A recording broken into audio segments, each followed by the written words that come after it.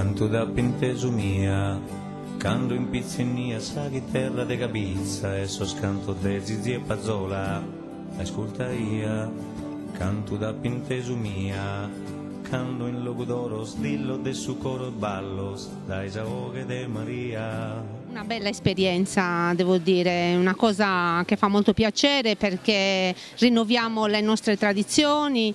A Settimo ancora vantiamo di molti agricoltori e di molte attività che ancora produciamo il pane con il lievito madre e con i grani naturali senza trattamenti, raffinamenti e queste cose qua.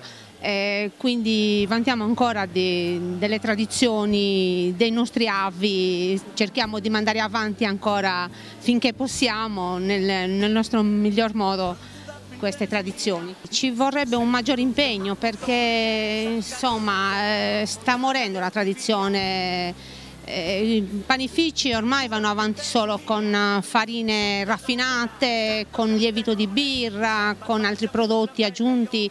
Credo non vadano bene per la salute, quindi ci vorrebbe un maggior impegno da parte di tutti e tornare alle tradizioni, lavorare con il lievito madre, con il grano senza pesticidi e insomma rinnovare di nuovo le tradizioni dei nostri nonni, dei nostri avi, insomma, per la salute nostra e dei nostri bambini soprattutto.